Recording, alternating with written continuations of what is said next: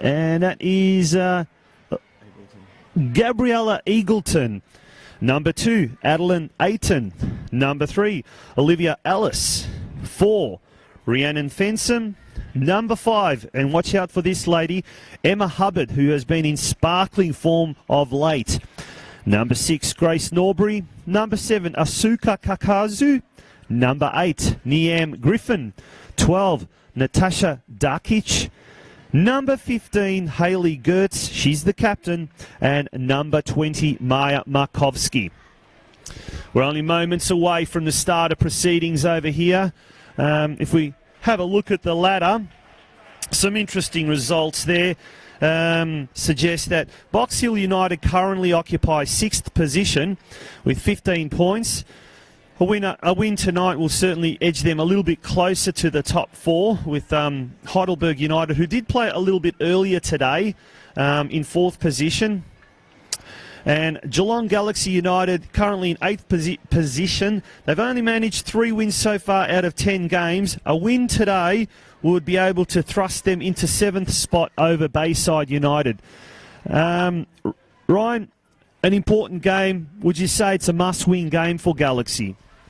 Yeah, absolutely. I think it's a must-win for both teams, Tonchi. Obviously, Box Hill, so much pride, but for a while now have been just sat mid-table, not just this season, but last as well, obviously.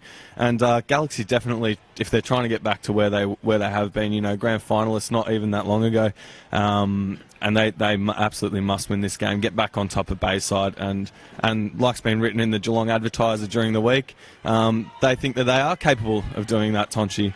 So I don't think any of us would be surprised to see a nice close encounter here, and potentially going the way of Galaxy. Well, just coming into the stadium earlier today, I did run into Rob Casher, the caretaker coach of Galaxy, and Rob was quietly confident that today was a day that they could score early, nice and early, because that is going to be the modus operandi here. They're going to try and hit them nice and early on the in the early stages. We're in our fantastic commentary facilities here in the RJ Hickey stand, and we're looking down. It's absolutely amazing. And to think, Melbourne Victory have played here, Newcastle Jets, Central Coast Mariners in an A-League fixture. Now these women are doing the same. It just must be, certainly for the Galaxy girls, the local girls here. What GMHBA Stadium is to the Geelong folk is what the MCG is to, I guess, Melbourne folk. And so stepping out here on the hallowed turf just must really give them an unbelievably warm feeling, Ryan.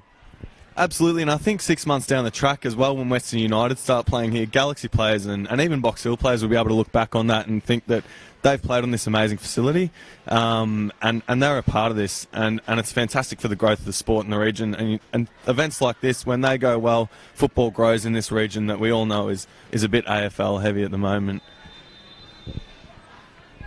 And we're underway here at GMHBA Stadium. And immediately Galaxy go forward, looking into attack. And it's the ball is in the middle of the park now, as we see Ayton taking the ball. Going further afield for Markovsky, but it's intercepted there by Imogen Pratt. Goes back to Kenshall. Long clearance on the far side.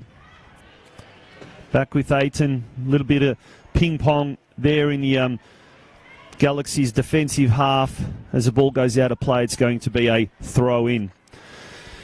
Ryan, it's a catch-up round for you guys in the State League, but it was also a catch-up round for the local competition. But prior to this, we saw a very, very interesting curtain raiser between Barwon and the reigning premiers Geelong Rangers. Rangers running out 3-1 winners, but it was a close game. Not like the game last week where both teams were involved and Rangers just ran out 8-0 winners. Now, you're the coach of the Lara United team, the newly promoted Lara team, as we see a corner now. Corner to be taken, first corner of the game, and we've just gone 1.5 minutes. But you're the coach of the Lara United team that got promoted from Division 2 to the local Division 1 competition. Over the years, we've seen a few people. Imogen Pratt is one. Emanuela Fierro, who played with Rangers last year, she's on the bench here today for Galaxy. Caitlin Pickett, I think, is another one that's plied her trade at one time or another in the local league.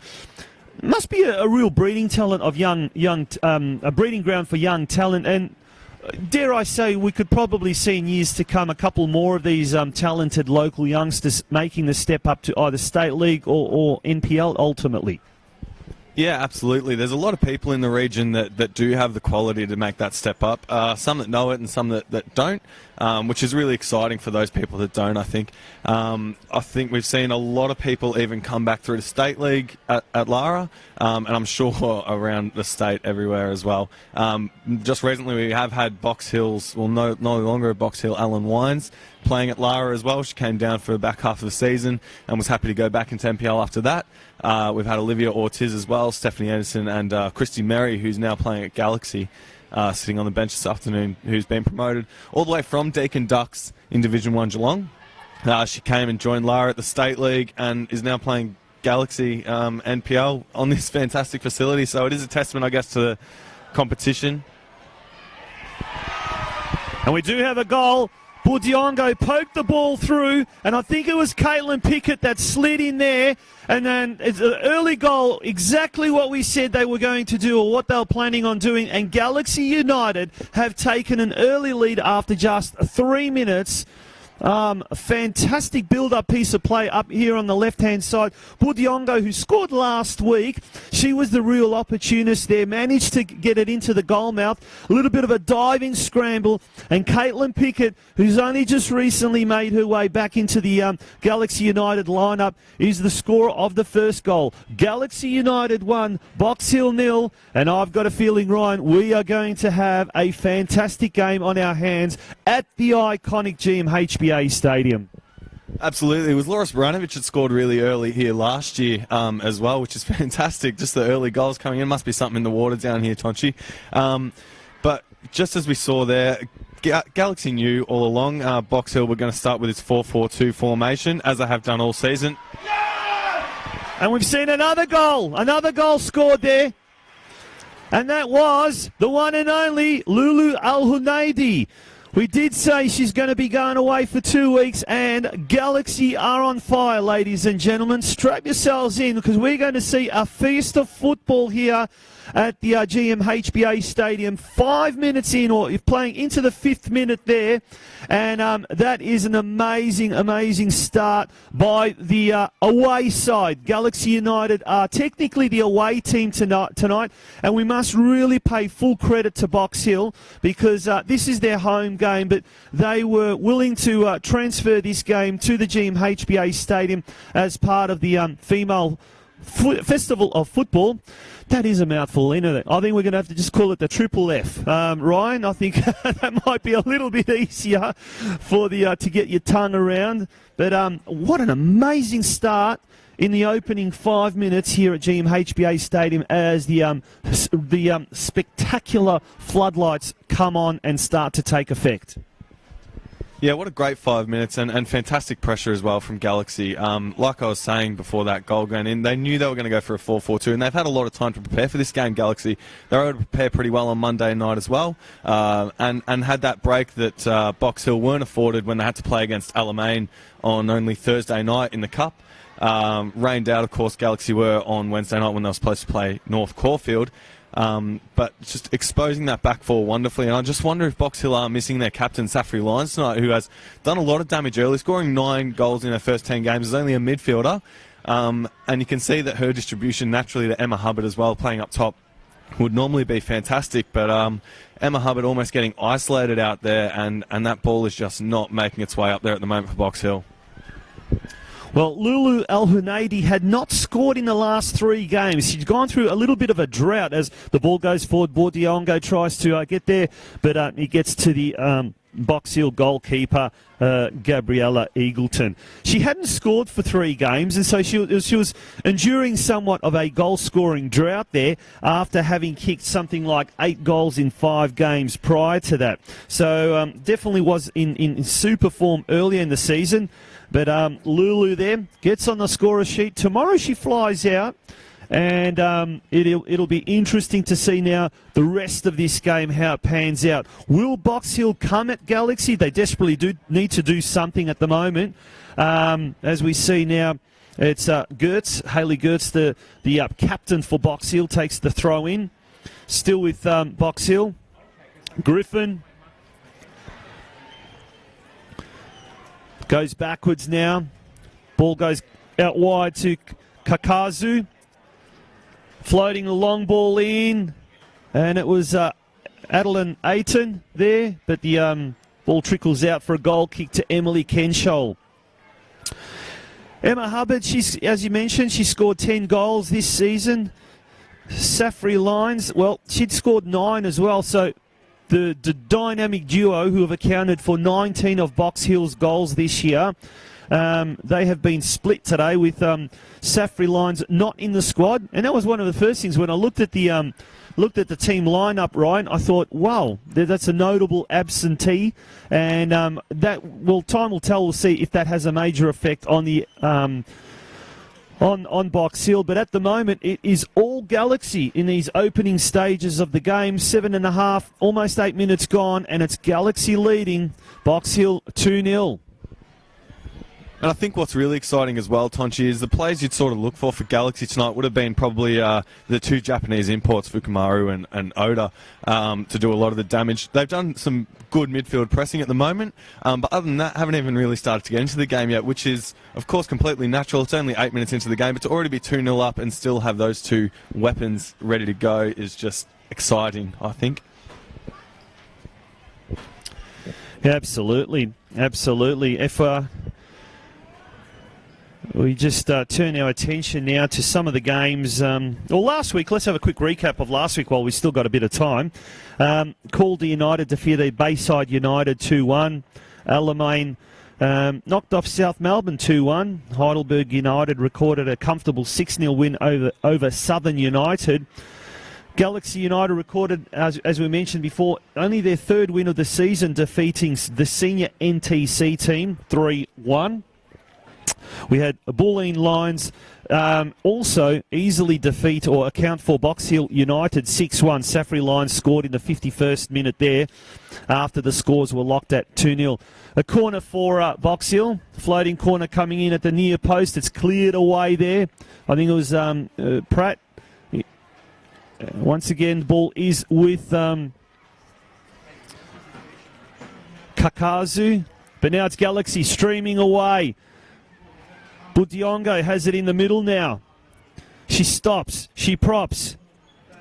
She battles with Fenson. She goes inboard to Oda. But it's dispossessed, and Box Hill now coming away with the ball. Ball on the near touchline now. Griffin trying to go forward, looking for any options. Ayton's there. A little bit of a tussle between the two. The referee decides it's going to be a free kick to Meg Slieker from Galaxy United. Slieker now has the ball, looking for any options further afield. I'm sure she won't be in too much of a rush with this one as she goes back to Kenshall. Emily Kenshall, we've seen her a few times this year in action for Galaxy United in some of the games that we've called, and she has just been absolutely dynamic on occasions. Budiongo goes to ground. She's going to get a free kick there. Might have been the slightest of niggles there, but the slightest of touches, but it was enough to evoke a free kick. And as players now from both sides stream towards the Box Hill defensive goal. At the moment, conditions are almost perfect. Hardly a breath of wind. A little bit on the coolish side. I'm sure it's going to get a little bit colder as the night progresses, but ideal footballing conditions, and we're talking about the world game for once and not the round ball code. Ryan.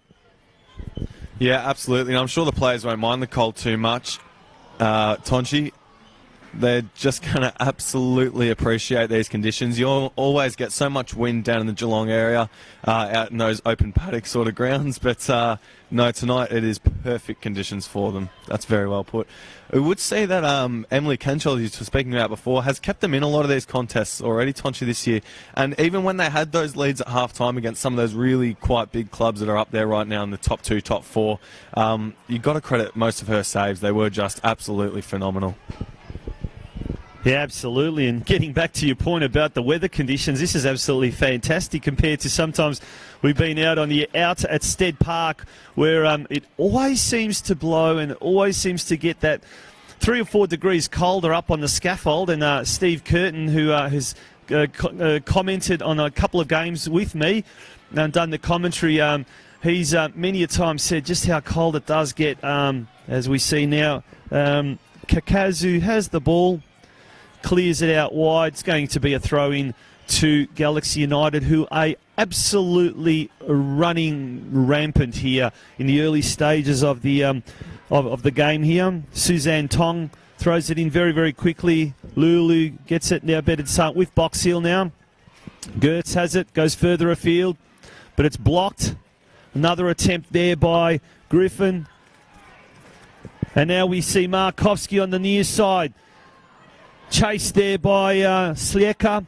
One-on-one with Meg Slieka. It's still Markovsky with the ball. She goes back now looking for a Box Hill player.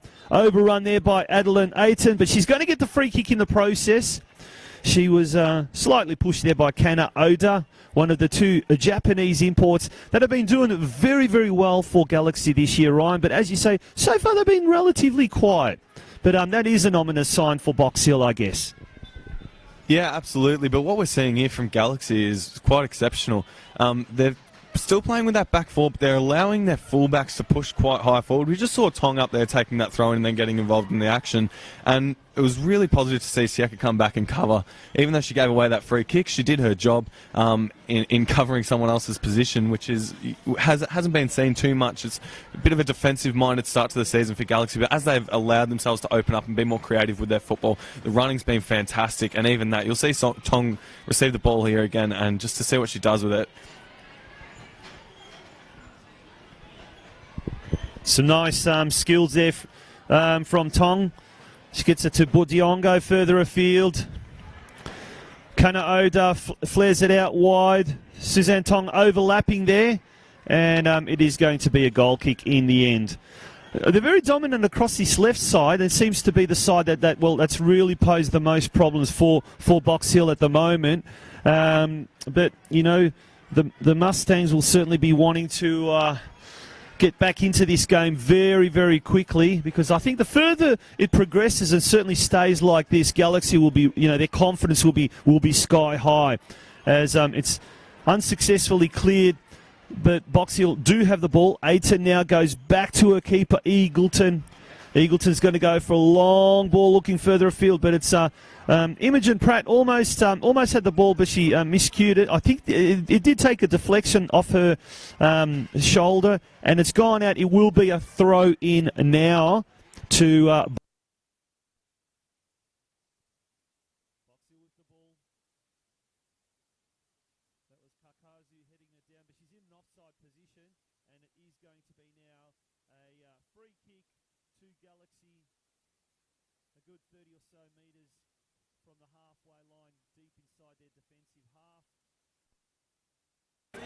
Aziz has the ball.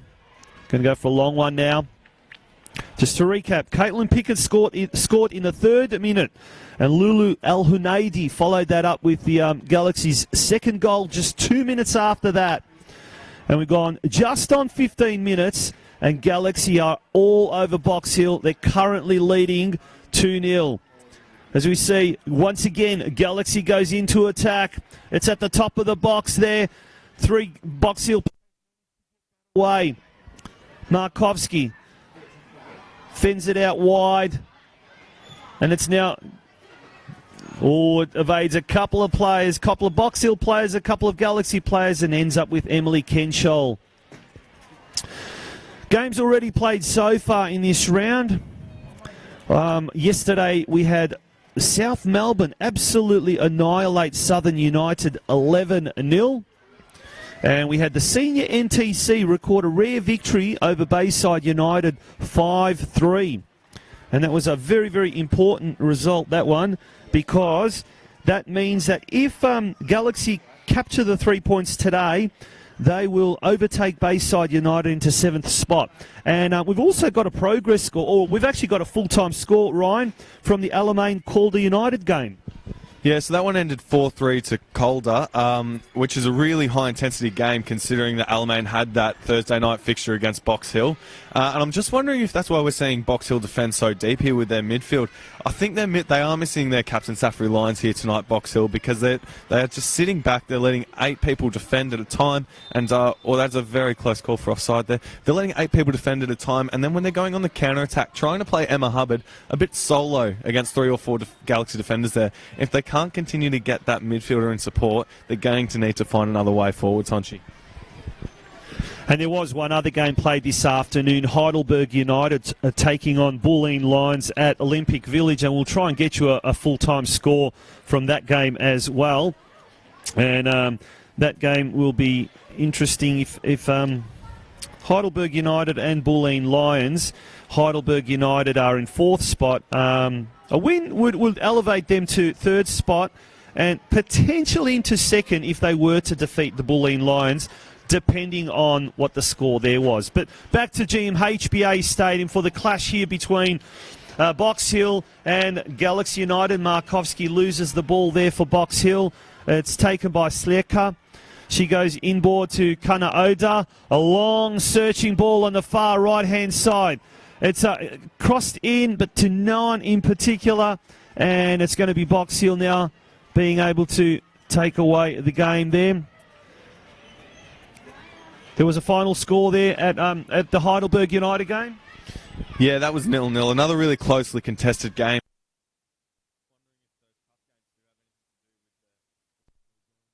If that 4-3 scoreline comes less from the forwards' power and speed at the moment, and just a bit of fatigue maybe from the defensive units.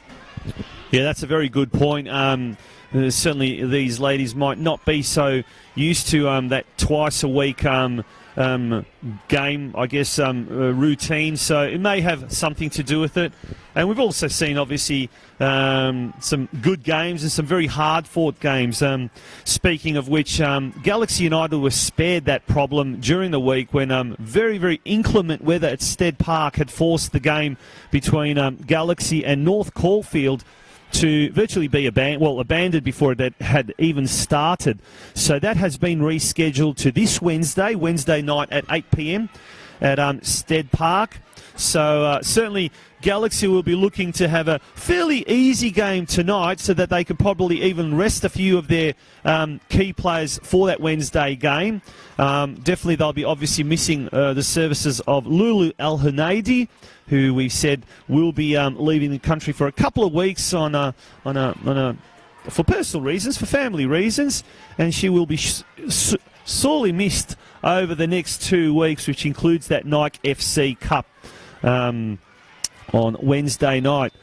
As a referee blows his whistle, he's decided it's going to be a free kick to Galaxy.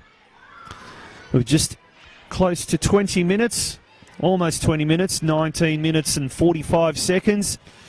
And at the moment, apart from maybe a couple of half chances, there was a goalmouth scramble midway through that first half. It's pretty much been all Galaxy in these early stages.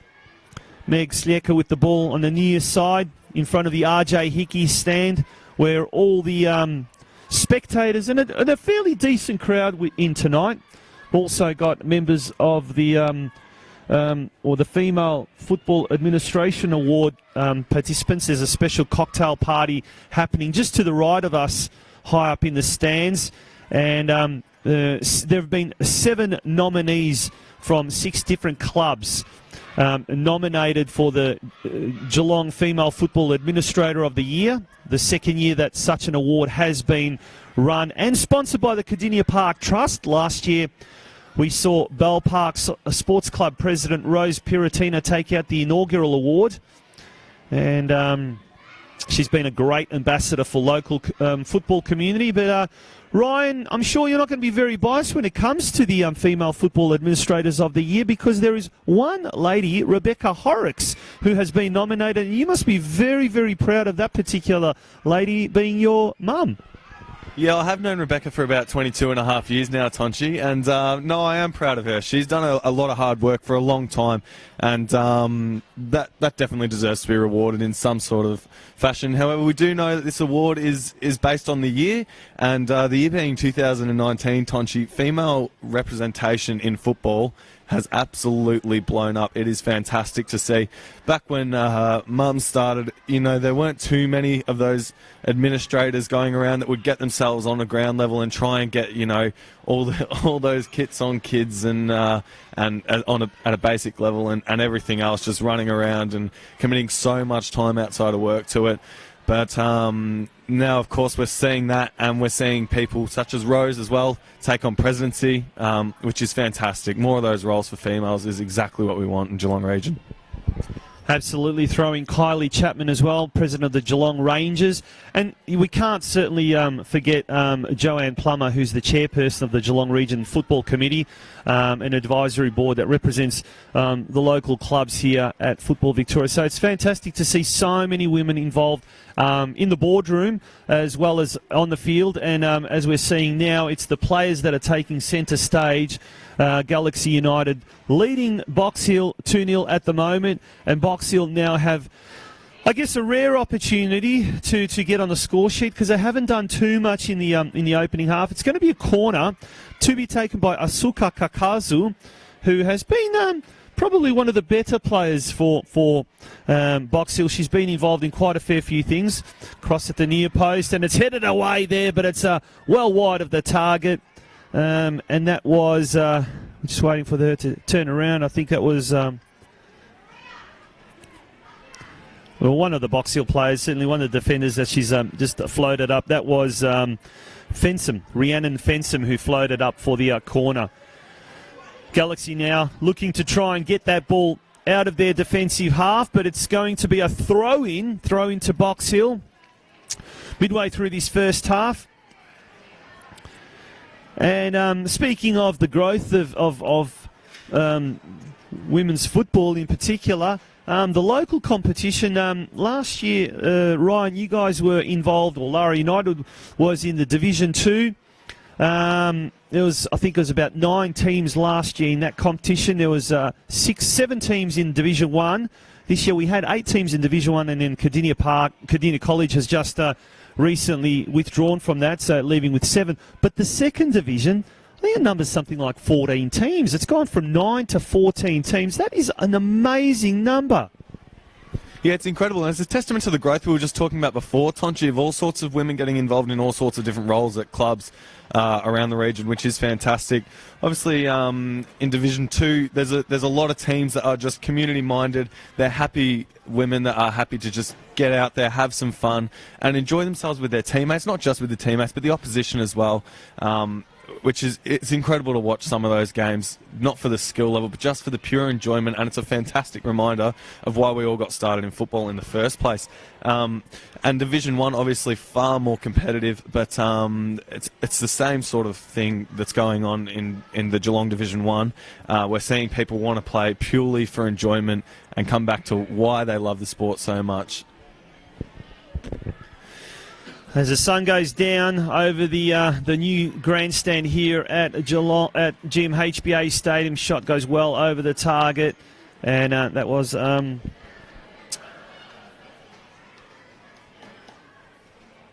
was that Sliekan? No, it wasn't. It was number 9 there, Kana Oda. As the sun goes down, the lights are really starting to take effect here at GMHBA Stadium. And wherever you may be tuning into this game, we're hoping that you're really, really going to enjoy this. You can certainly send us all your messages via the Facebook feed in the comments section. I'd love to hear from you, and let us know where you're tuning in, from which part of the country or indeed which part of the world you're tuning in to watch this this game. And almost 26 minutes gone. So still plenty of time in this first half, and then obviously we've still got the second half to come. So it's certainly early days yet for Box Hill. They can get back into this game, Ryan. But Galaxy, for certainly the first half of the first half, have been very, very dominant. Yeah, they definitely have, and it was that opening 10 minutes, like you said, Tonchi, that they've just absolutely dominated the game, and they've been able to just sit a little bit back now and press in the middle third as opposed to trying to attack really quite aggressively and expend too much energy unnecessarily now. They want to conserve as much of that as they can for the later parts of the half and of the game. Overall, of course, you want to focus hard in between that 80th and 90th minute, and we want to see Galaxy take in a nice lead like they have done on multiple occasions, like we've spoken about before today. And if they can take in that lead, it's going to be all about that mentality of being able to hold it, which unfortunately for them, a couple of times they haven't been able to do this year, Tonchi. We've seen at Sed Park a little bit of that struggle. So if they can manage to conserve this energy, focus hard in the second half, maybe we will see a better outcome this time around. The comments are coming nice and thick and fast. And Susan Hadland says, beautiful stadium. Kazuyo Ishikawa says, nice goal. We've got Catherine, and I'm told by Catherine Shaker, can I just mention that number 4 for Geelong, Meg Shaker, is pronounced Shaker. Thanks, it's a tricky name. Thank you, Catherine. Let us know what the origin of that surname is. That's an interesting surname. Thank you very much for correcting us. We do appreciate that. Generally, I try and get the pronunciation right, but certainly not as good as Lucy Zelich or the late Les Murray. Les was brilliant, and so too was Lucy. Steve Curtin, my old sparring partner, my partner in crime, who's not here tonight, and the reason for that is he's at the MCG watching another game in progress there of another code. He said, what a start for Galaxy. Have a great call, guys. Thank you, Steve. As El Hunaidi goes for a low grass cutter there. That's easily taken by the Box Hill goalkeeper, Gabriella Eagleton.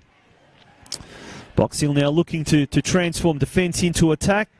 Ball goes further afield. It's Markovsky in the middle there. She goes out wide to Kakazu.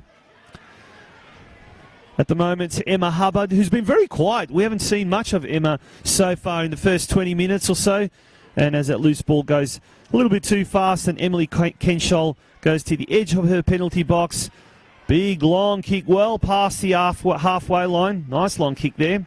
And it's Markovsky now. She turns around on her right foot, has a shot, but it's straight to Kenshall. Kenshall will slow things down now. Ball now goes out to Shaker. I got that one right. Good job, Tonchi. I think I've just had to make a note next to my team list as well on the proper pronunciation of that one. Yeah, it is fascinating to see Emma Hubbard, like you were saying before, not get involved as much as she would like to. However, I think a lot of that ball now is either being forced to or intentionally played to Markovsky. We just saw it was Aiton before have to cover Markovsky up front and create another option. So we are starting to see that Box Hill midfield create an overload there in the forward line. And we're just watching out for Markovsky receiving the ball a lot more now. And we're going to have to see how Emma Hubbard is going to get free of this Galaxy defence. Yeah, I think definitely needs to be a little bit more service, particularly coming from the midfield there. Kakazu has been doing her best. She's been in the thick of it so far. And once again, there she just, as we speak of the Devils, she heads the ball out. Taken there by Tong. Floats it back in. Fukumaru has the ball. Looking to lay it off for Pickett. Markovsky now in the middle for Box Hill. Headed attempt there by Norbury. She squeezes through that pack. She now streams forward. Dispossessed there by the Galaxy defence. And now that all the action now is in the middle of the park. Lulu gets the ball.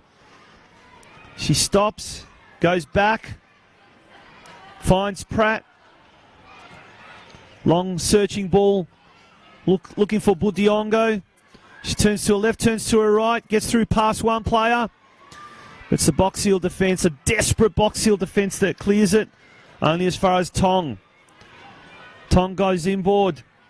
Oda threads a through ball. Is it going to be? She's onside. It's Budiongo. She's onside. Turns around on her right foot. But it's cleared away by a very, very desperate Box Hill defence. The ball is going to go out of play and it's going to be a throw into Galaxy. Tense moments there for the Box Hill defence. Just tipped over the half-hour mark, and that was a very, very good opportunity for Galaxy to go 3-0 ahead. Budiongo finds Fukumaru. Back to... And it's offside. It's an offside call there. Catherine Shaker gets back to us and says, thanks for the correction. The name Shaker originates in Poland. Fantastic. What's even more fantastic, she's watching it from Tasmania. Excellent. So we've got some interstate viewers tuning in. That's awesome to see. And if Meg Shaker adds to this goal tally as it stands 2-0 for Galaxy, I'm sure someone in Tasmania is going to have a drink on behalf of... I'd say her daughter, or certainly a relative, and she might even say Stolat. That's about the only bit of Polish that I know. Ryan, do you know any Polish? You know one word more than I do, Tonchi. I think it means cheers. And the ball almost there. Ricochets off a couple of players, and it goes out wide. It's going to be a goal kick. And I know we keep talking about it, Tonchi, but it's quite fascinating to see a player score 10 goals in her first 10 games of the season, like Emma Hubbard has, and not even manage to get the service so far in this opening half an hour. We're seeing Imogen Pratt do a fantastic job in her playing right back, but to see two strikers playing up top together and one trying to get quite as wide as she is and being covered off quite nicely by Imogen Pratt is a little bit concerning. But that is a beautiful through ball to Markowski now, who's facing, again, 4 Galaxy defenders on her own, but she wriggles past one, goes down in the box, but it is just a corner for Box Hill. Whether Markowski's almost playing like that decoy, or at the moment she seems to be more of the target person, whereas, as you said, Hubbard hasn't really been into the game.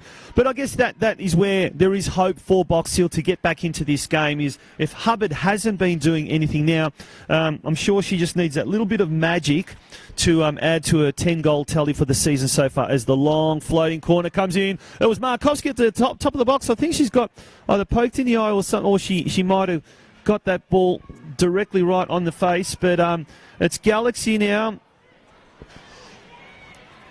Long clearance there, and the pressure is somewhat lifted, albeit temporarily. And it's going to be now a Box Hill throw. The captain, Hayley Gertz, immediately goes down the line, finds Hubbard. Well, she manages to keep that in play. And she crosses it in at the top of the box. Markowski's there. A shot on goal goes there for, I think it was Fenson. Was that number 4? I'm not too sure. But either way, once again, the pressure has been alleviated for the time being. It's going to be a goal kick to Galaxy. Emily Kienschol taking her time, making sure that things settle down a little. And they might just have an earpiece in down there, Tonchi, because they've got Emma Hubbard and Markowski now switching sides. So Markowski is now trying to be dealt with by Imogen Pratt, but Hubbard again getting very wide in that central 2 up front. Whether that's tactical or not, or just one of Hubbard's special tricks to help her get to those 10 goals this season, I'm not too sure, but it is an interesting switch there. Well, they're probably tuning into the Facebook Live or the YouTube Live coverage of this game. But if they are, and for anyone else here at the stadium that might be doing the same, just be aware there is probably around about a 5 to 10 second delay. So you're probably watching the action and hearing the commentary, and then you're looking at the live, what's happening on the ground, and thinking, what is going on? Are we a little bit behind? No, we're not.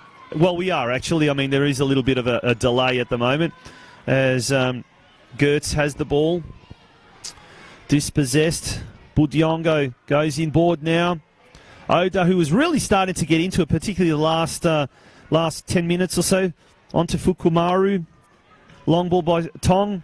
looking for Budiongo up front. She's been really a very good target person right in the initial stages, Julia Budiongo. A few times I've seen her in action. She's played more defensively, so acting coach Rob Casher may have switched her into more of an attacking role. And Rob has certainly tactically been very astute in the early stages. Right from the outset, Galaxy did hit Box Hill very, very hard, and that was evident with the first goal coming in the 3rd minute from Caitlin Pickett, and then the second one by Lulu Al-Hunaidi 2 minutes later. Ball looking for Hubbard, goes too far, and Kenchol with the ball. Yeah, Tonchi, you are right in talking about the way Galaxy are attacking at the moment. It's a little bit different to what we've seen so far this season, but that's not necessarily a bad thing given where they are at the moment on the table. And it is very exciting. Obviously, they're holding a really good 2-0 lead and still dominating the game as well. They're not sitting back now and waiting and absorbing the pressure and hoping. As a really long ball goes down to Budiongo, who's completely drawn the keeper out, has a shot in an open goal, but it is deflected well for a corner.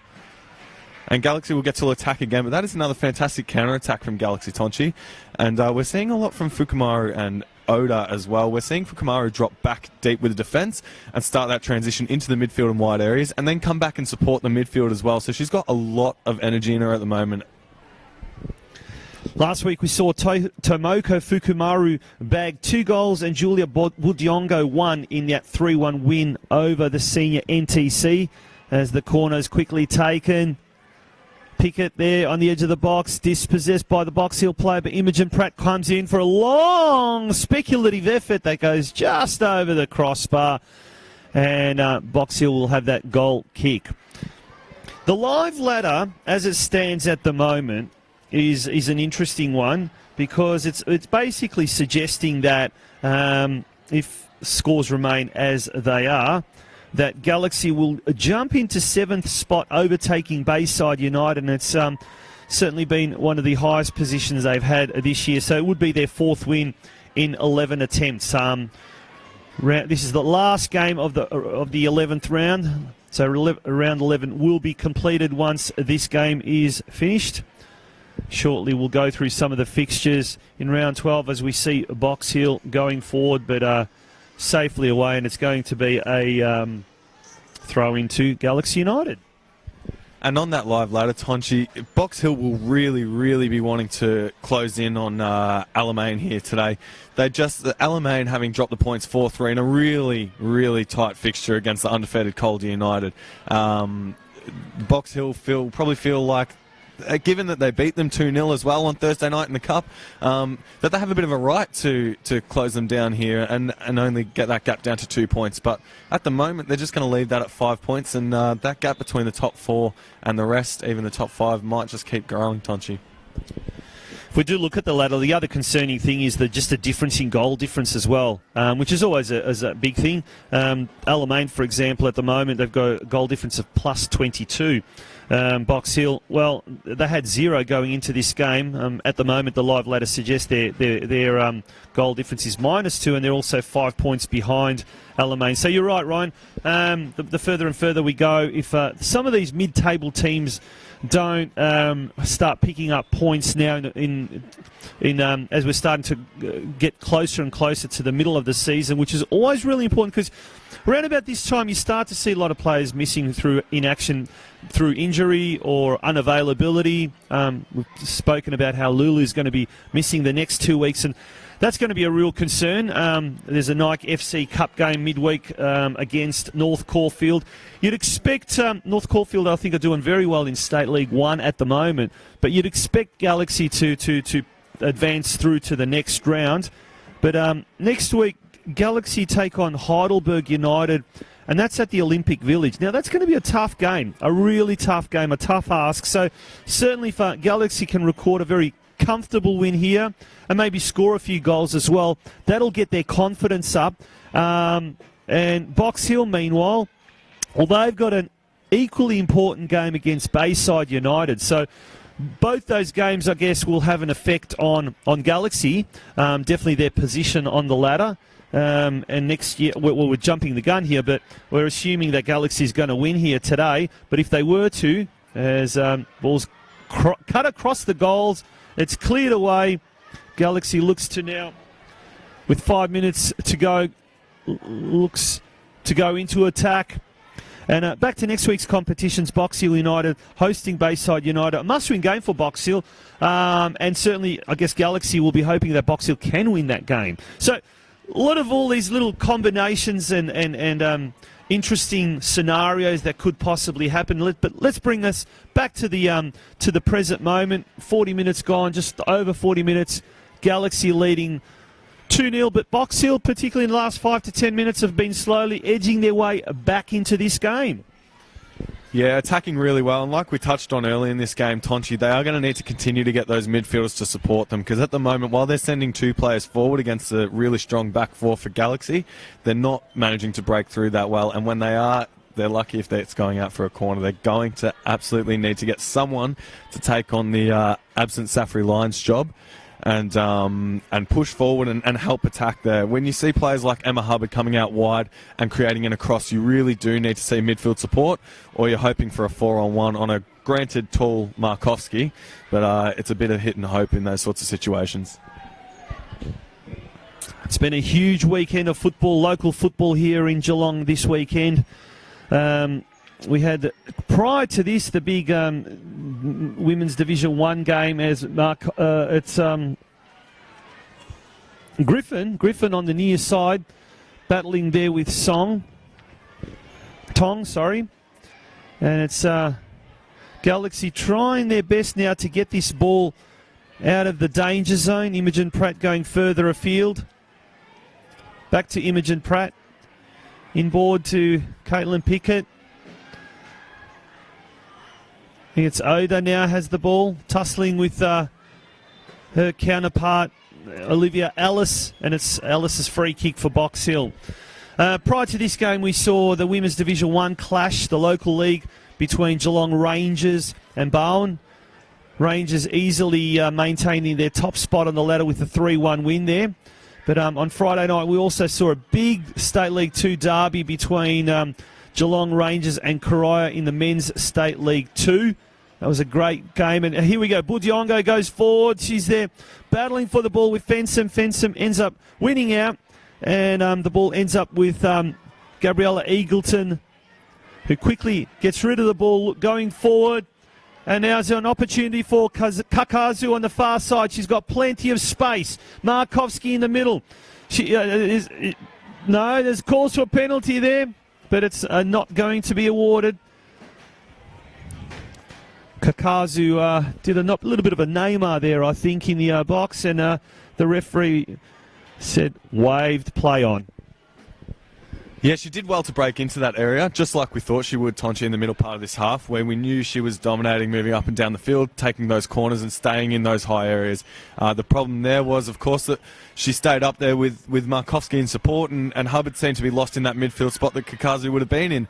So, again, even though we are now starting to see that midfield moving forward for Box Hill, to lose the striking presence as well is not going to go down well for them. Was a bit of a master stroke, but I guess as Markovsky now the ball goes past her. Shaker ends up knocking it back to Kenshall. Ball goes out of play. It's going to be a throw into Galaxy. We've almost gone 45 minutes here. But that tactical move by the Box Hill coach where he swapped over Markovsky with Emma Hubbard seemed to somewhat pay dividends, but I guess time will tell if it will pay full dividends, and the only way that will happen is if Box Hill can manage to score a goal. At the moment, they don't look like scoring. The ball's come out. Throw in to Box Hill. We've gone 45 minutes now, so we are playing stoppage time in this 1 minute of stoppage time left in this first half. Haven't been too many stoppages, hence only 1 minute time added on.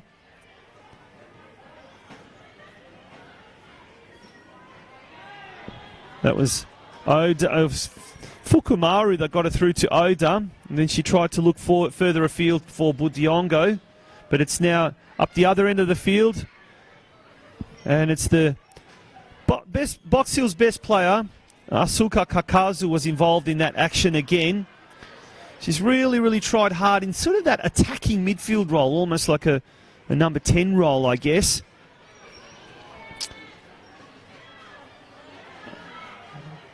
Box Hill streaming forward. I think the referee is going to blow the whistle very shortly. Looks at his watch now, and it's pretty much all over for this first half. Galaxy will go into this break, and there we go. Referee blows the full-time whistle. Galaxy will go into the break with a comfortable 2-0 lead here at GMHBA Stadium.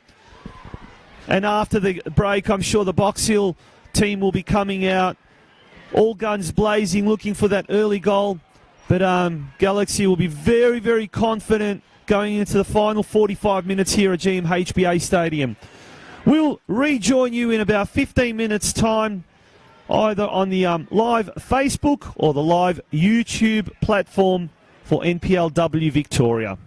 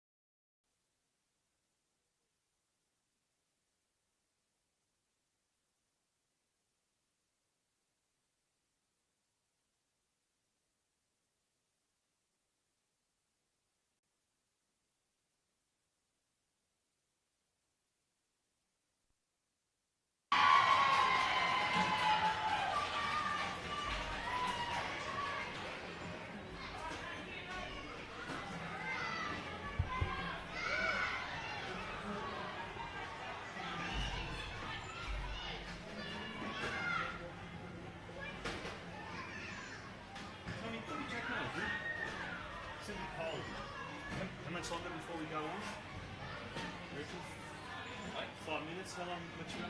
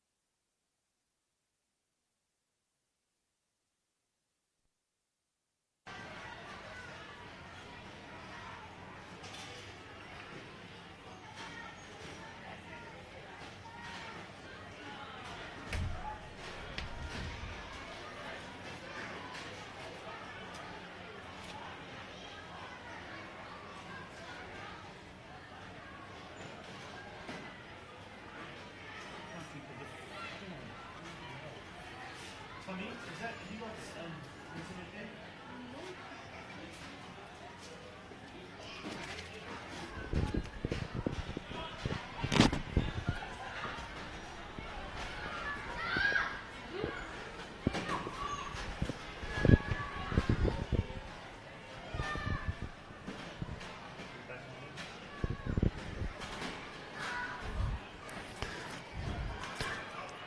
Good evening and welcome back to GMHBA Stadium for the second half of this Round 11 WNPL clash between Galaxy United from Geelong and Box Hill.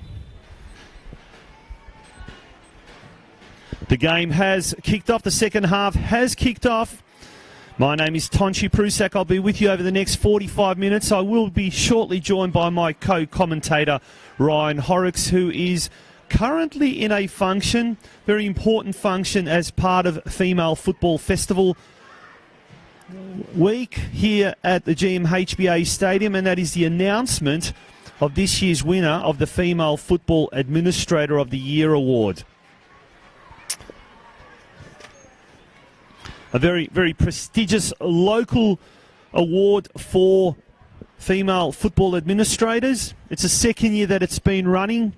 Last year we had Rose Piratina, who took that award. She's the Bell Park Sports Club president, and this year we've got 7 nominees from 6 clubs. But in the meantime, all the action is on the field as Galaxy United currently lead 2-0. Maya Markovsky goes forward looking for Emma Hubbard. Finds Adeline Aiton on her left foot. She gets past Natasha Rayri. A ball goes forward, and it was in the goal mouth there. Almost an opportunity for Box Hill. Wasn't to be.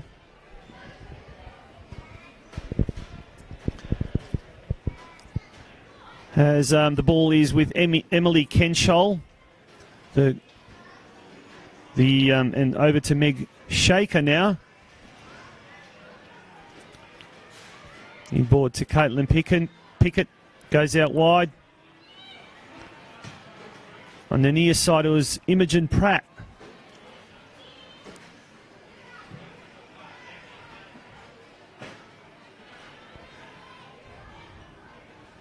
Aziz goes back to Ken Scholl. Meg Shaker gets it out wide, looking for Suzanne Tong. She goes further afield looking for Julia Budiongo, who has looked really dangerous in the opening half. Back to Oda, who goes inboard to Fukumaru. Out wide to Caitlin Pickett, the scorer of the first goal. She's on the edge of the box now. She goes inboard. She loses her footing. Goes only as far as Imogen Pratt. Looking for someone in the middle of the park. None forthcoming. Budiongo on her left boot. Ball trickles out wide. It's going to be a goal kick to Box Hill. If you've just joined us now, Galaxy scored two very, very early goals in the opening final. Within the first 5 minutes, we saw Caitlin Pickett open the scoring after just 3 minutes. And then Galaxy's lead was doubled on 5 minutes after Lulu Al-Hunaidi scored her first goal in 3 games. She's been a Galaxy's leading goal scorer this season. She's now scored 9 goals. At the other end of the field, Emma Hubbard has scored 10 goals for Box Hill. But apart from the latter stages of that first half, she was kept rather quiet and she was almost shackled by Imogen Pratt, the Galaxy fullback. Apart from the 2 goals, it's been a fairly even competition or contest. Competition across the middle of the park has been quite fierce. And although Galaxy was all over Box Hill in the first stages of the game, Box Hill did come back somewhat in the second part as Pratt goes forward now. Looks for Pickett. Pickett surrounded by 2 Box Hill players. Goes back looking for Pratt, but the ball goes too far and it's going to be a Box Hill throw deep inside their defensive half.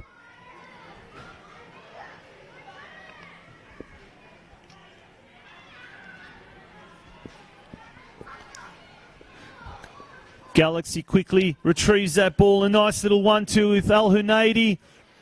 Shot comes flying in and it's going to be an own goal. An own goal. Olivia Ellis unfortunately tapped that ball in.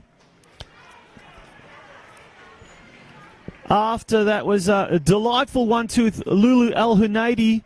We missed who that Galaxy player was that had that thunderbolt of a shot on goals. And Olivia Ellis scored that own goal. Unfortunate tap in. And we now see Galaxy leading 3-0 after 50 minutes. Box Hill, Galaxy are really in the box seat at the moment. Should say Galaxy's in the box seat at the moment. Box Hill really need to do something very, very quickly as Markovski tried to head that ball, but it just flicked and it's gone out for a goal kick.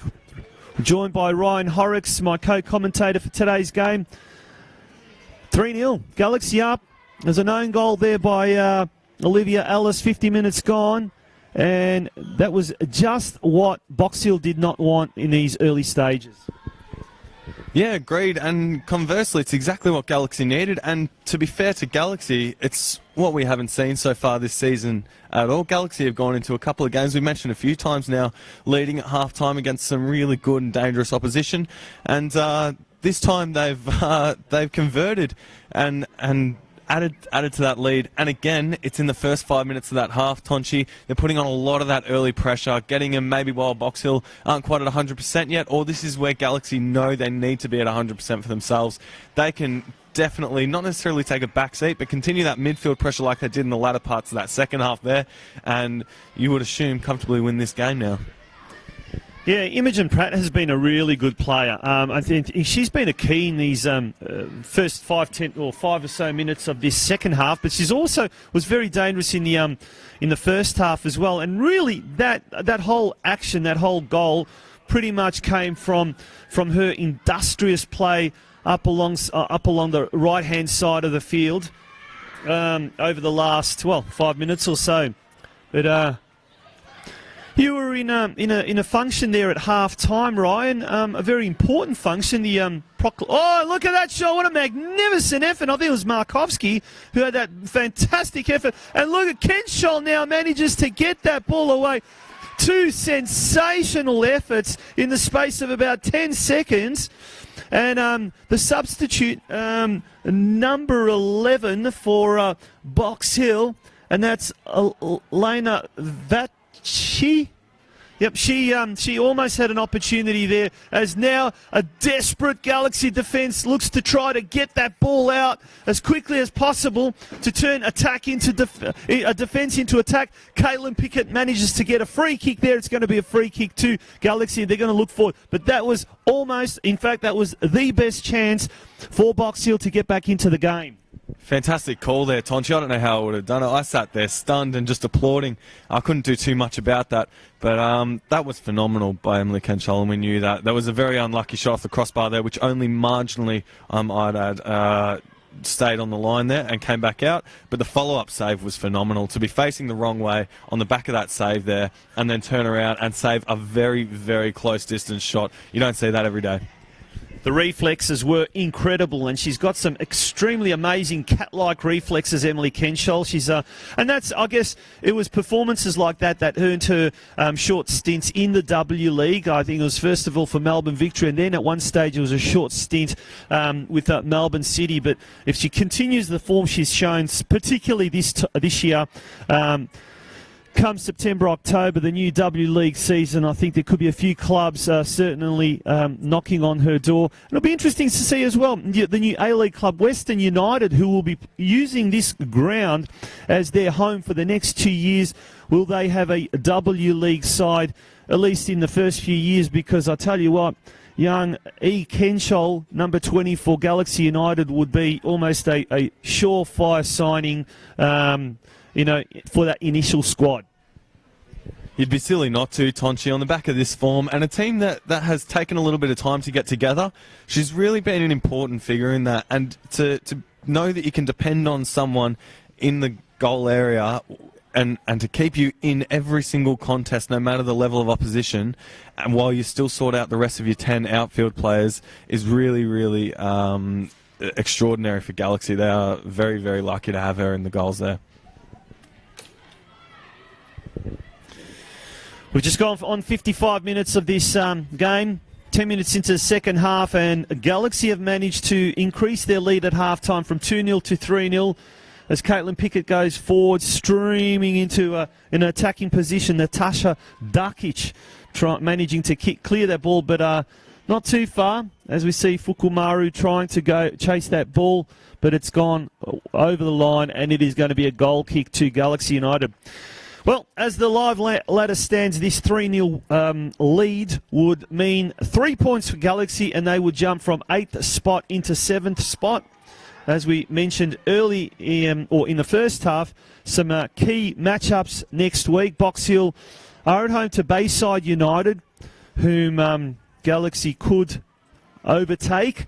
And then Galaxy have got a very tough game against Heidelberg United, the high-flying Heidelberg United, at Olympic Village next weekend. And Ryan, based on what we've seen today, they would have to have a fair bit of confidence going into that clash against the Burgers. Absolutely, why wouldn't you, Tonchi? Galaxy made it very clear right from the start of the season, and now even picking up a few points along the way, that they're intending to take points off everyone in this competition now. They're not afraid of anyone, and they still have full intention of making top 4 this year. Likewise, Box Hill now might have to think twice about this Bayside United game and how they prepare for it. Bayside obviously very, very close to Galaxy, in fact now below Galaxy as it stands on the live ladder. And if this sort of performance is anything to go by, they may need to just change something up, Box Hill. Absolutely. As we see the ball deep inside the Box Hill's attacking half, what can they do? I guess the next Alice, a long floating ball looking for, and it just goes wide. It was Hubbard. Managed to get a head onto that, and it just went inches wide of Kenshall's upright there. Could have been game-changing moment there for Box Hill. It wasn't to be. I think for a second, Emily Kenshole's heart was in her mouth. All goalkeepers love to keep a clean sheet. She's done well so far tonight, and she'll be certainly hoping that over the next 30-plus minutes, her defence is able to protect her as much as possible. But the ball's intercepted there. Markovsky on the edge of the box. She lays it off, and a shot comes over the crossbar, and that was the substitute, Elena Vatke. She's been quite active in the opening stages of this second half, the substitute. Yeah, doing exactly what was needed for Box Hill and creating that additional player coming through from the midfield that we talked so much about in the first half. Box Hill really did have it going with Kakazu in the first half there as well, but she's been allowed to stay quite central now and progress forward there, the substitute Vatke. Which is really impressive for her. But what we're seeing here from Galaxy, even though they're 3-0 up and on the brink of a rare win for this season, they're still pressing those fullbacks quite high forward, which was a very dangerous play against Box Hill,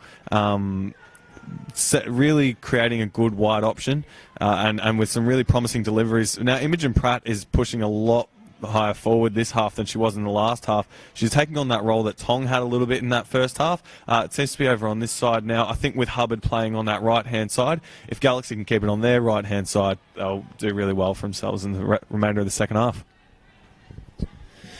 I've been very impressed by Pratt, and she there now is in the thick of the action as Alice streams forward, lays it out to Kakazu.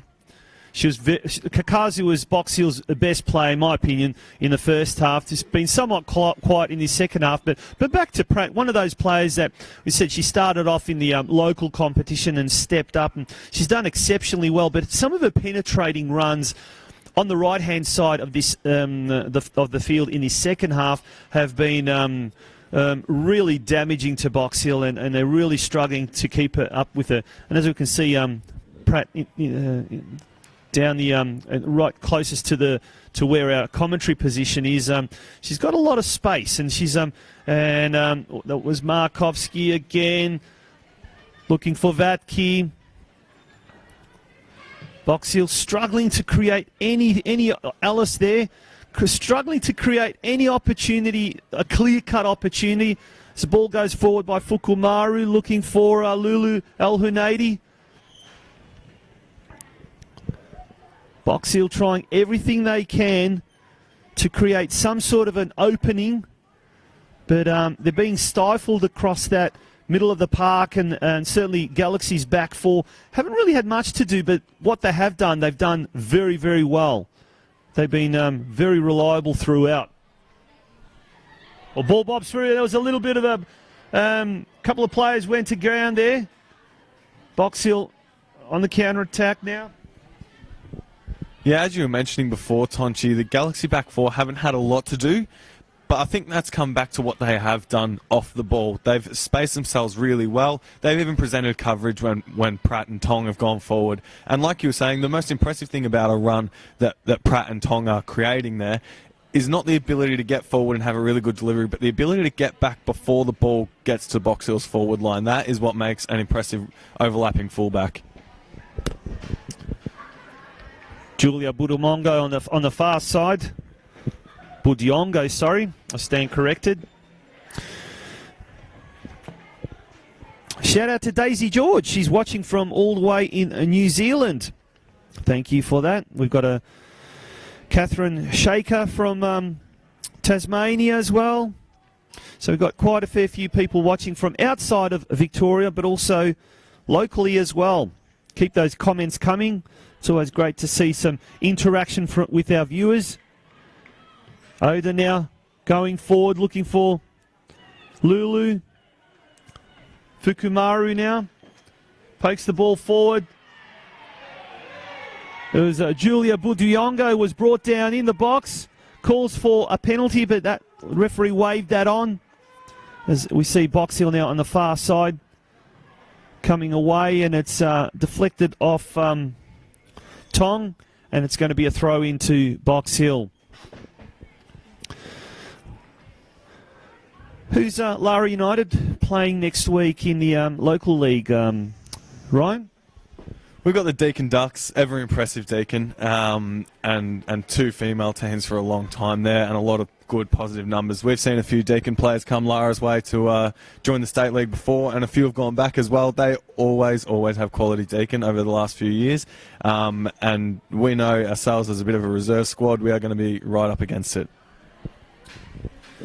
Bit of a rivalry there, I suppose. Down here locally, we call it the Ring Road Derby because the local Western Ring Road has Warn Ponds at one end where Deakin Ducks are located, and at the other end we have Lara United, where Lara United is naturally focused, and Emma Hubbard now has the ball on the far side. Looking for Markovski, crosses it in. It's cleared away there by Aziz. And it's going to be a throw-in to Box Hill. A bit of a derby there, with obviously the two men's sides being in the State League 5 competition, and now the rivalry being, I guess, somewhat rekindled here in the locally league. As Hubbard now has a shot from close range, straight to the sure hands of Emily Kenshall. Kenshall's been amazing. She just seems to know. I mean, for a young lass like that, she seems to know where to stand. Her positioning is brilliant, and a lot of the times where some of those close range efforts, and they've been pretty decent close range efforts, go straight to her, and you can all really put that down to the fact that she just seems to know her positioning well. Yeah, 100%, Tonchi. I have to agree with you there. The entire Galaxy back four seemed to be completely baffled by that little flick on straight through to Emma Hubbard there. And obviously, if Box Hill have changed it up a little bit from what they were doing the first half, they're now pressing 3 forward with every attack, which is really promising for them. But it had the Galaxy defenders completely dumbfounded there, and yet Kenshall still seemed to expect it, which is phenomenal. Pickett now trying to go through two defenders there, two Box Hill defenders. Did a fantastic job, ton of perseverance there, a lot of tenacity. It's great to see Caitlin Pickett involved as well. She's played at a few clubs here in Geelong, and then she had a little bit of a short stint in America, playing in the US college system there. Only recently came back here, had to wait a little bit before she could get a clearance to play for Galaxy, but now that she's in there, she's certainly going to be someone who's going to shoulder a lot of the attacking responsibility when Lulu Al-Hunaidi is absent for 2 weeks as Pratt gets the ball. Who would be your woman of the match so far, Ryan? I mean, for me, I'd say that lady who's now going to retrieve the ball, number 2, Imogen Pratt, would certainly have to be up there, but Emily Kenshall has done a wonderful job. There's been a few great players there.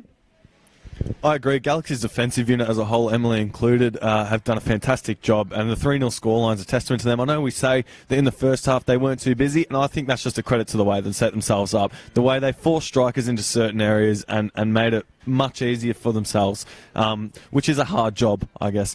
I would have to agree. Imogen Pratt has been up there. I also think Bodiongo has got into fantastic areas and has managed to get herself isolated and in 1v1s with the centre-back, just as she has here, as she looks to create an opportunity inside the box, might find a cutback, and she does to Lulu Al-Hunaidi, who has a fantastic effort saved. Close range. That's another close range save, Tonchi. The keepers must be in love with this ground. They're really stepping up, no doubt about that. But just as you said, Budiongo was having such an influence on the game. What a magnificent little turn there. And Budiongo now, speaking of the person, when she tries to go through two people there, didn't succeed. But she was a very slippery type of a character. She managed to somehow keep the ball in play, crossed it into Lulu Al-Hunaidi, who had that fantastic shot from close range. But Eagleton, the Box Hill keeper, was equal to the task as we see a free kick to Galaxy United in the centre of the park. A yellow card produced there as well. Yeah, Fukumaru doing an exceptional job there, getting back and making sure that ball does not get to the Galaxy back four at all. Trying to shut off that attack from Box Hill every time, produce forward, and letting Oda run more free as well. Couple of Cheerios to a few Geelong Football Identities who are tuning in. Steve Janoski, the Director of Football at the Geelong Soccer Club, the NPL side that are co-tenants out at Stead Park with Galaxy United. John O'Perez, Lara United's head coach, who was also doing a little bit of commentary with me at a local league game now. As it was Hubbard again, was it? Yes, it was. Got on her right foot. Once again, Emily Kenshall had it all under control. Gene Digi, that's short for Domenico.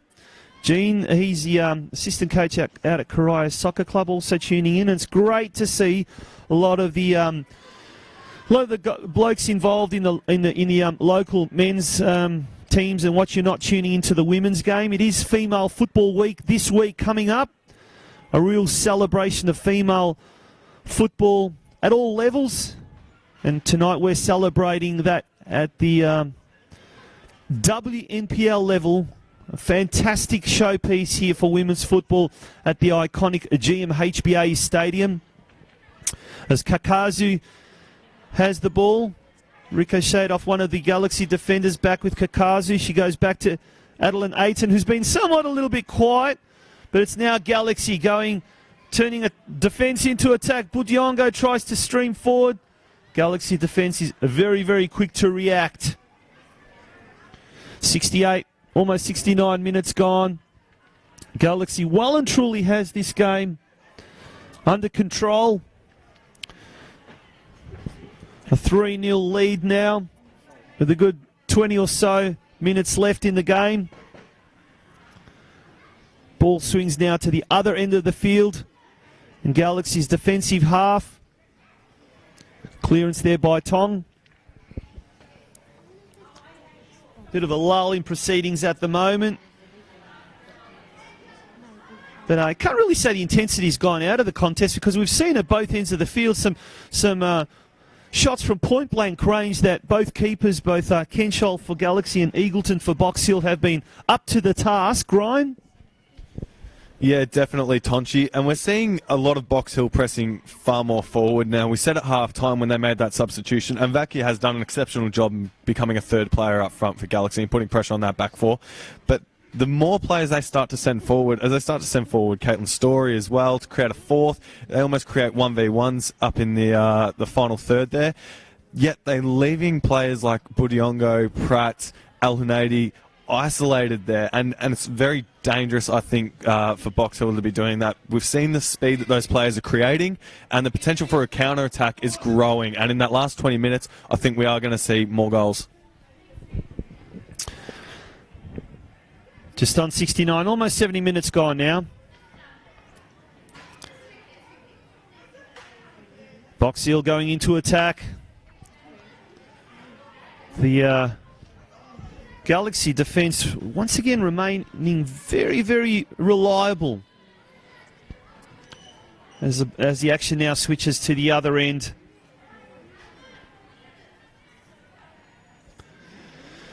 Intensity hasn't dropped. Pace has somewhat. And Ryan, you made a very good comment towards the end of the second half, or the first half, where said possibly the tempo of, or the amount of games in recent weeks, particularly last week with the Nike FC Cup, may be playing a bit of a thing there. As Markovsky brought it into the substitute, it's going to be an own goal. An unfortunate tap in there by Imogen Pratt. It was a beautifully rounded effort there. Maya Markovsky managed to cut the ball in, found Elena Vatke, the second half substitute, who looked very dangerous in the middle there, but it was tapped in ultimately by Imogen Pratt. She's really buried her hands in her Guernsey there. Poor thing, because she's really been very, very reliable up until now. But nonetheless, it's 3-1. We've got 71 minutes gone. So plenty of time for Box Hill to get back into the game, but also at the same time, as we see a substitution being made. Christy Mary, is that coming on? Not too sure who it was that came off. It is indeed Christy Tong. Suzanne Tong came off, and now it's Christy Mary coming on. How did you see that, Ryan? I'll challenge anyone out there to find me a defender that wouldn't end up putting that in the back of their own net there, Tonchi. The run from Markovsky that's been allowed from that fantastic... Oh, that is a dangerous mistaken header that might end up in a corner at will for Galaxy as Chrissy Mary puts them under a bit of early pressure from her inclusion of the game. Back on the goal, Tonchi, the run from Markovsky that's been allowed through the substitution from Vatke was phenomenal. Markovsky being allowed to sit back, receive the ball below the defensive line while Hubbard and Vatke have still absorbed all the pressure from the centre-backs. And it was a wonderfully threaded through ball to Vatke. Even though Vatke couldn't get on the end of it, that was only ever going one place, Tonchi. 3-1. We've got a game on our hands. So there's the two Japanese imports for Galaxy United combined now at the corner. Oda now gets it into Fukumaru on the edge of the penalty box. It was Pickett, I think, then that tried to have a shot. It was blocked. It's going to stay in deep inside the Galaxy attacking half. A throw in to Galaxy to be taken by Fukumaru, who scored 2 goals last week, so she hasn't done too much today. But she has the ball now. Threads it inboard to her compatriot Oda. Cross comes in, a dangerous cross. It's parried by the keeper away. Box heel now. Maya Markovsky, the one who the instigator, or the creator of that first goal. She goes inboard, finds Kakazu. Going out wide. Box heel now, deep into attack. Emma Hubbard goes up. It's the substitute now who manages to get the ball. Vatke, she pokes it over, just over the crossbar. That was a gilt-edged opportunity to make it 3-2. Fantastic bit of build-up play by Box Hill. Vatke poked it then over the crossbar. She looks like she might be a little bit hurt. She's hobbling around. She should be okay. But Ken Scholl to take that goal kick. Goodness me, we could have had a cliffhanger. Could have had a grandstand finish. There's still time, though. Yeah, exactly right, Tonchi. That substitution there is seeing Christy Mary move forward and Caitlin Pickett into that right-back position. And where Suzanne Tong was occupying the left-back space, we're now seeing Imogen Pratt. So whether or not Caitlin Pickett is going to be able to handle the substitute Vatke, I guess we'll find out. But Markovsky's second half has been absolutely sensational. She's allowed herself, even though she is still playing that really attacking role, which you'll be able to see there, she is dropping into the midfield to receive the ball and carrying. There's plenty of space on this large GMHBA stadium ground as Galaxy go forward now. Well, that was exactly, the shift in the strategy that the Box Hill side needed to do. They needed to provide a little bit more of the service to their strikers, to their attackers. And if we look off the ball, Markovsky on the far side, she's playing. It's almost like a 4-3-3 formation as the ball goes in her direction. And now Markovsky streams forward. She's got the ball on the edge there, cuts it inboard. It's going to be a shot there by number 19, Caitlin Story. Takes a deflection. Is going to be a corner for Box Hill once again. M. Markovsky proving to be that very, very dangerous thorn in the side of the Galaxy defence. And it's no wonder that she's become a lot more active in the second half as the long ball looks floating for Markovsky. The ball is headed over the crossbar, and the Galaxy United faithful here at GMHBA Stadium can breathe a collective sigh of relief. Well, we've had plenty of practice in saying that name this half, Tonchi, and I don't think in the last 15 minutes anything's going to change there. We've seen Imogen Pratt have to shuffle across back to centre as Meg Shaker had to cover Markovsky's run there, and it just ended in a really dangerous opportunity. Just between that transition moment, Markovsky pounced. She knew what was happening, and she took her opportunity to force the corner. It's been an enthralling contest over the last 20 or so minutes. Box Hill are slowly edging their way back into this contest. And I dare say if another goal is scored within the next 10 or so minutes, we could have a grandstand finish here. Rob Casher, we can see the Galaxy United coach, the caretaker coach, pacing rather nervously in front of the coach's box there on the far side, as the ball is cleared away by Pratt. She's now playing on the left side there, the left-sided full-back. Box Hill can sniff that they've got an opportunity here. And an attempted shot there. It's going to be a corner. Took a deflection off one of the Galaxy defenders. And that was Vatke again. Vatke's really starting to prove her worth. It's been a masterstroke bringing her on at half-time. And she's been quite nippy around the goal mouth there. And it's now Kakazu. She's going to be looking for the tall Maya Markovsky. Goes in that general direction. It's cleared away, and a shot, an attempted shot, I guess, by Adeline Ayton. Goes well wide of the target, and Emily Kenshall, who must be a little bit fuming that she's not able to keep a clean sheet. And she would have loved a clean sheet today against Box Hill. But nonetheless, at the moment, Galaxy United still in control. But it's if you cancel it out a 2-0 lead, it's at that 2-0 lead, isn't it? And as a coach, it's the most nervous scoreline, isn't it, Ryan? A 2-goal buffer, some would say, but at the same time, all it takes is the losing side to pull one back, and all of a sudden the momentum starts to shift. If you were in Rob Cash's position, what would you be suggesting to the Galaxy United players? Well, it would be to allow those fullbacks to stay more defensive now, Caitlin Pickett and Imogen Pratt, which I think is the idea in moving those two there. Suzanne Tong was definitely attacking really well as a fullback there, and moving Christy Merry into the right wing role and dropping Caitlin Pickett back in, I think the intention is definitely to defend a lot stronger on Vatke out there. Christy Merry's an ex-Lara United girl. She was in the State League side last year. She seems to be playing a little bit more forward, a little bit more attacking. Is that her natural role, or what's her natural position? I mean, we've seen her play as a fullback in previous games.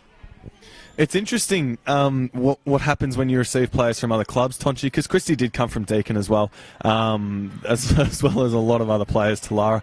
Christy, she did play a very attacking role as the substitute at the moment. Elena Vatke is on the floor, injured just near our linesman on this near side here. She's holding her face. I'm not sure what happened in that instance there, but she's back up, gingerly walking back towards Caitlin Pickett there in that wing position.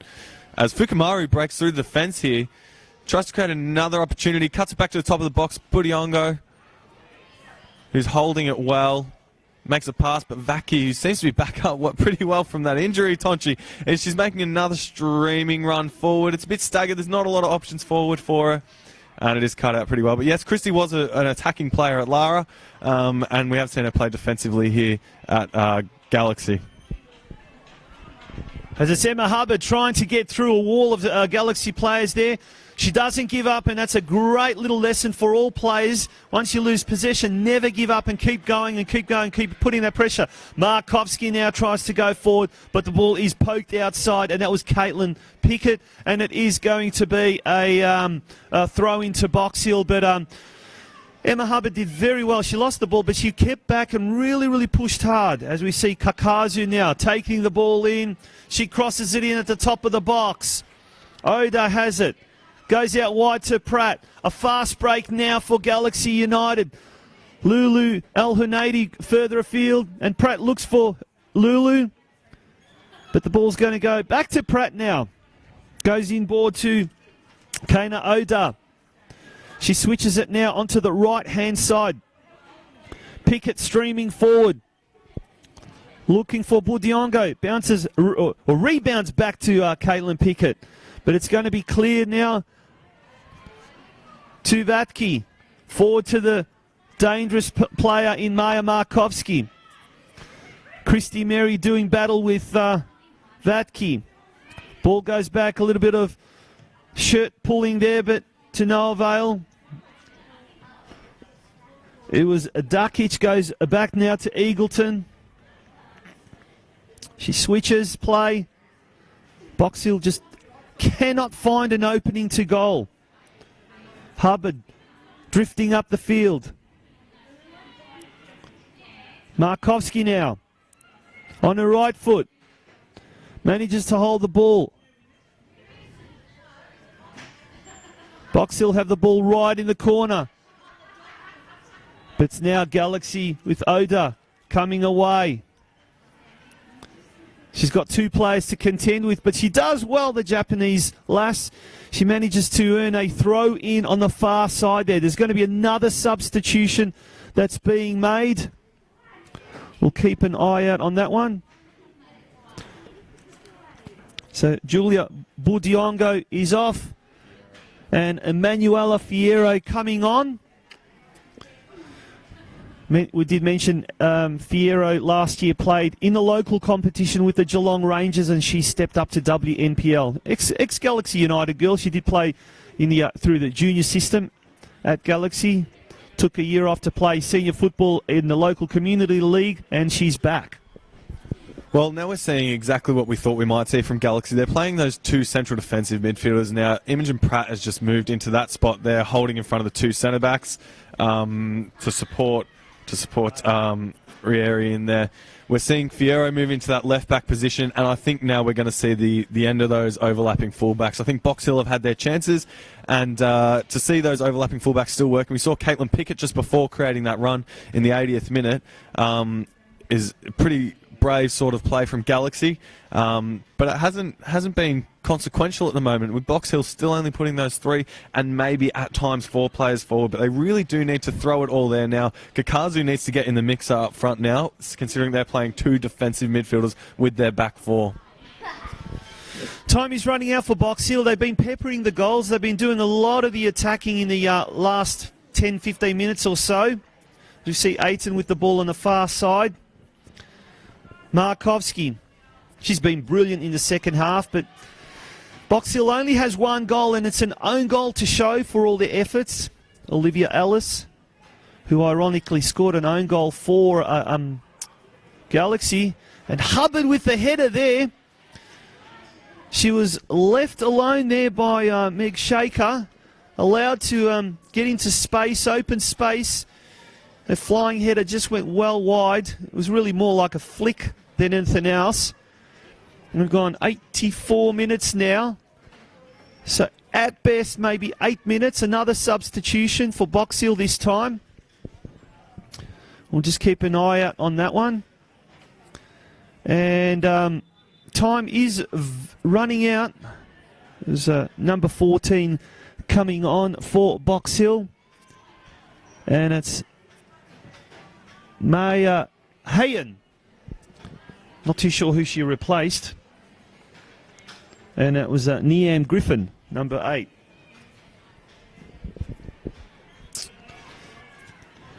Markovsky inboard to Aiton. Further afield, found Hubbard. No, it wasn't Hubbard, sorry. It was Story. Ball's now with Alice. But Christy Mary, her opposite number 3, manages to get it off her. But it's back with Alice. She goes into Emma Hubbard. Tries to cross it in. But just bounces into Caitlin Pickett. And the ball goes out. It's going to be a throw into Box Hill. Yeah, and Tonchi, you can see that Vatke, Hubbard, Markovsky, and even Kakazu coming through there do not want to give up the potential to score a goal in this game. Markovsky there with an attempted header. Aziz cleared it, but only as far there as Alice. Cross comes back into the top of the box. Galaxy manages to clear it away. It's in open space now. Lulu El Hanadi going in, running in. But it is the Box Hill defence that prevail on this occasion. Not for too long as the ball goes out of play near the halfway line, and it is going to be a throw-in to be taken by Caitlin Pickett for the Galaxy United team. Now, we had 7 nominations received for the Female Football Administrator of the Year award from 6 different clubs, and we had Sheridan Maddox from Drysdale Soccer Club, Julie Santoro from Bell Park, Beck Horrocks from Alara United, as Fukumara goes in, and it's going to be, is this going to be a goal? No.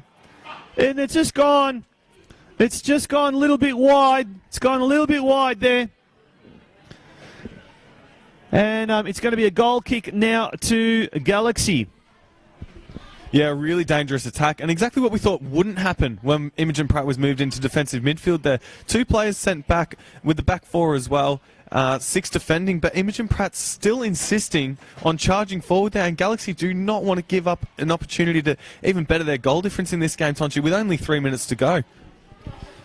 Goal difference could become very, very important in the latter stages of the season, but also definitely, especially with such a little bit of a, with Bayside United as a great shot there from a speculative effort, but I tell you what, it gave Gabriella Eagleton a little bit of cause for concern. That was Kana Oda, did very, very well.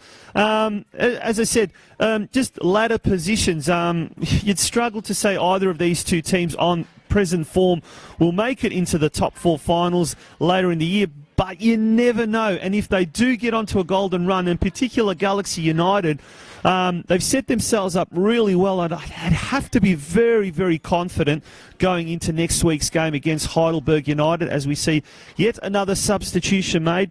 We've gone 87.5 minutes. Adeline Ayton, she'll be coming off. And she'll be coming off for Box Hill. She's had a solid game. Hasn't been too convincing, but she had her moments.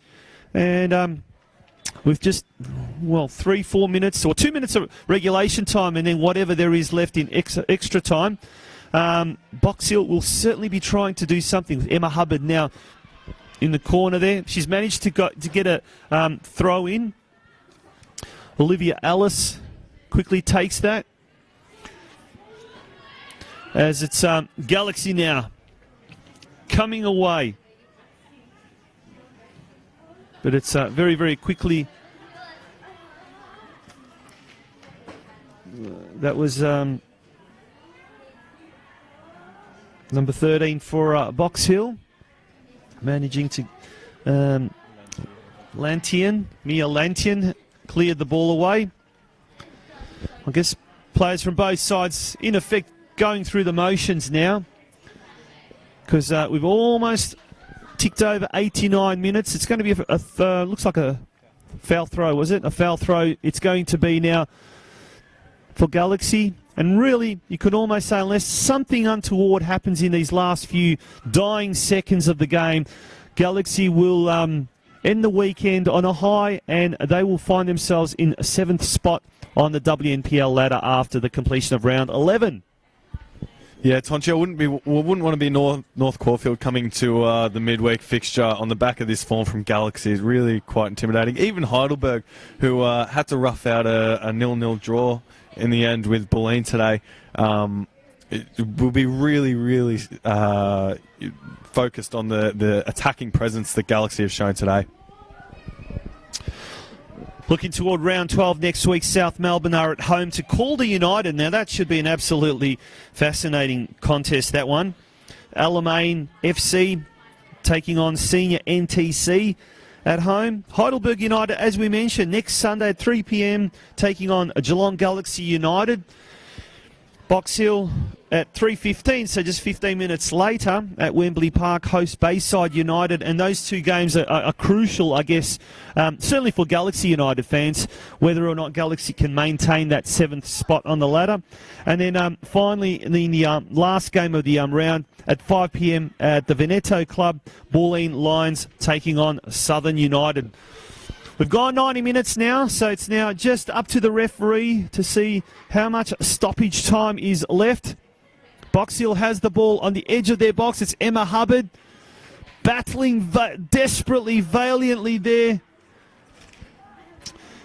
Caitlin Story almost had a half opportunity there, but the ball ends up in the safe hands of Galaxy goalkeeper Emily Kenchol, whose long ball finds Lulu El Hunaidi, who heads it on, but now it's intercepted by the Box Hill defence as they go forward, looking to somehow do something and save this game.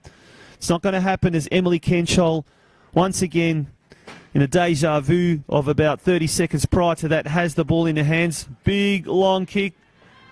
Once again looking for Lulu El Hunaidi. And once again, it's the Box Hill defence that manages to intercept and take that away. As you see Ellis go further afield. Caitlin Pickett now. Looking for Oda, but it's Kakazu that takes the ball on her left foot. Spreads it out wide. Maya Markovsky's there, fighting for the ball with Shaker. And a half-hearted attempt goes towards Emily Kenshall, and she falls on the ball and keeps it well protected. That's a sign of the fatigue, I think, there, Tonchi. Box Hill still very happy to attack. Galaxy finally happy to sit back a little bit and let this one happen. But if you're a Galaxy defender, you would have to be very, very pleased with yourself after today's efforts. And it's almost there, an attempt, a last-minute, desperate attempt to score a second goal or to improve the scoreboard for Box Hill's sake. Just didn't come off, as Galaxy now very slowly, the players there. Aziz now has the ball. She's going to throw it in, looking for Mary down the line. And you can see players from both sides are really starting to show that fatigue. It's starting to creep in. And the assistant referee signals that it is going to be a throw-in to Galaxy. Both sides just going through the motions. Daryl Aziz, who's been quite solid as part of that back four for Galaxy. She now has the ball. Long throw down the line, looking for Fukumaru. Deflection comes off, and it's going to be a Box Hill throw right in front of our commentary position. As you're speaking of Aziz there, Tonchi, it's the best day for a centre-back when the commentator doesn't have to bring up your name. No mistakes, very simple football, and getting the job done really effectively. As you said before, the defence and Kenshall herself won't be too happy conceding a goal, but what can you do about that fantastic run from Markovsky there? Absolutely.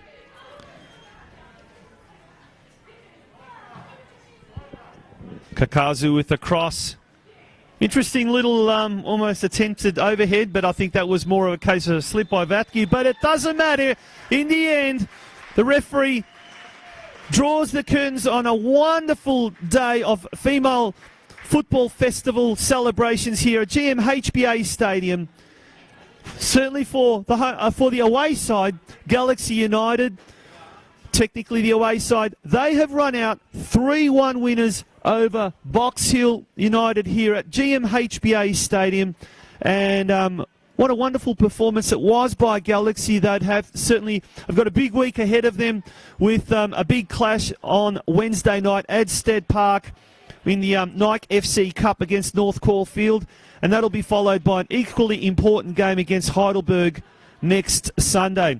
Ryan Horrocks, thank you very much for being a part of today's commentary. It's been great having you on board and hearing it from a coach's perspective. Thanks very much, Tonchi. Anytime you want to invite me down, more than happy to join. Well, my name is Tonchi Prusak, and I've been your host for the past 90 minutes. It's been a great performance, and from GMHBA Stadium here in Geelong, a very good night, and hope you all have a fantastic week. Well done, Tonchi.